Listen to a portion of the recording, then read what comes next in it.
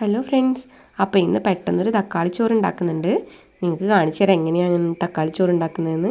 സമയം ഒരുപാട് ലേറ്റായി, അപ്പോൾ ലഞ്ചിന് ചോറ് തന്നെ വേണമെന്നുള്ളതുകൊണ്ട് തന്നെ മുട്ടയും തക്കാളി ചോറും ആക്കാമെന്ന് വിചാരിച്ചു.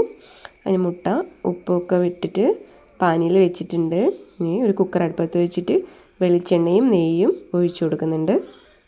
ഞാൻ ടൊമാറ്റോ റൈസ് ഉണ്ടാക്കുന്നത് ബിരിയാണി റൈസ് കൊണ്ടാണ്. എല്ലാ അരിയിലും ഉണ്ടാക്കാൻ പറ്റും ഇത്.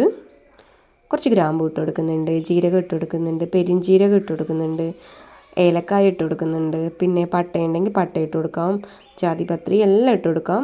എൻ്റെ കയ്യിലുള്ളതൊക്കെ ഞാൻ ഇട്ട് കൊടുത്ത്. ഇനി കുറച്ച് ഉള്ളി അരിഞ്ഞു വെച്ചിട്ടുണ്ടായിരുന്നു, അതുകൂടെ ഇട്ട് കൊടുക്കുന്നുണ്ട്. അതൊന്ന് വഴറ്റിയെടുക്കണം. ഉള്ളിയുടെ ആ ഒരു പച്ചച്ചുവയൊക്കെ ഒന്ന് മാറാൻ വേണ്ടിയിട്ട് ഒന്ന് വഴറ്റിയെടുത്ത് ബ്രൗൺ കളറൊന്നും ആവേണ്ട ആവശ്യമില്ല. ഇനി നമുക്ക് തക്കാളിയും പച്ചമുളക് ഇട്ട് കൊടുക്കാം. 3 തക്കാളി എടുത്തിട്ടുണ്ട്. ടൊമാറ്റോ റൈസ് എന്ന് പറയുമ്പോൾ എന്തായാലും തക്കാളി കുറച്ചധികം വേണമല്ലോ. അപ്പോൾ അങ്ങനെ തക്കാളി 3 എടുത്തിട്ടുണ്ട്. അതിൻ്റെ തൊലിയൊക്കെ കളഞ്ഞിട്ടാണ് ഞാൻ എടുത്തത്. ഇഞ്ചിയും വെളുത്തുള്ളിയും കൂടി ഇട്ട് കൊടുക്കാം.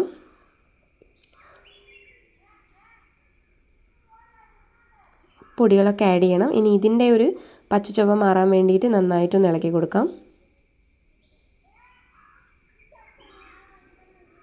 ഒന്ന് തിളച്ച് വരുന്നുണ്ട്. അപ്പോഴേക്കും നമുക്ക് മഞ്ഞൾപ്പൊടി, മുളക് പൊടി, ഗരം മസാല ഒക്കെ ചേർത്തിട്ട് ഒന്നും കൂടി ഒന്ന് വഴറ്റിയെടുക്കാം.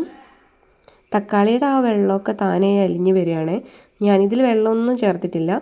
ഞാനിപ്പോൾ 2 ഗ്ലാസ് അരി കൊണ്ടാണ് ഉണ്ടാക്കാൻ പോകുന്നത്. അതുകൊണ്ട് 2 ഗ്ലാസ്സിന് 4 ഗ്ലാസ് വെള്ളവും കൂടെ എടുക്കുന്നുണ്ട്. ഒരു ഗ്ലാസ്സിന് 2 ഗ്ലാസ് വെള്ളം എന്നാണ് കണക്കെടുക്കുന്നത്. അപ്പോൾ ഇത് 4 ഗ്ലാസ് വെള്ളം എടുത്തിട്ടുണ്ട്.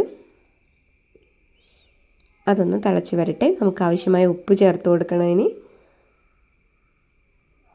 ഞാൻ ഈ സമയത്ത് തന്നെ ബിരിയാണി റൈസ് നന്നായിട്ട് കഴുകി നല്ലോണം വാർത്ത് വെച്ചിട്ടുണ്ടായിരുന്നു. അത് നമുക്ക് ഇതിലേക്ക് ഇട്ട് കൊടുക്കാം. ഇനി ഇതൊന്ന് തിളച്ച് വരണം. നന്നായിട്ട് ഇളക്കി കൊടുക്കുക. അരി മുഴുവൻ ഇട്ട ശേഷം ഉപ്പ് നോക്കണേ. നമുക്ക് കുറച്ച് ആ ഒരു വെള്ളത്തിലേക്ക് കുറച്ച് അധികം ഉപ്പിട്ട് കൊടുക്കുക. എന്നാലാണ് അരിയിലേക്ക് പിടിക്കണമെങ്കിൽ കുറച്ചും കൂടെ ഉപ്പ് ഉണ്ടാവത്തുള്ളൂ. അപ്പോൾ ഇതൊന്ന് തിളച്ച് വരുന്നുണ്ട്. ഇനി നമുക്കിത് അടച്ച് വെക്കാം. ഒരു 2 വിസിൽ വരട്ടെ. അതും സിമ്മിലിടട്ടെ. എന്നിട്ട് 2 വിസിൽ. അപ്പോൾ സൂപ്പറും ഈസി ആയിട്ടുള്ള തക്കാളി ചോറ് റെഡി ആയിട്ടുണ്ട്. എല്ലാവരും ഉണ്ടാക്കി നോക്കുക. അത്രയേ ഉള്ളൂ. ബായ്.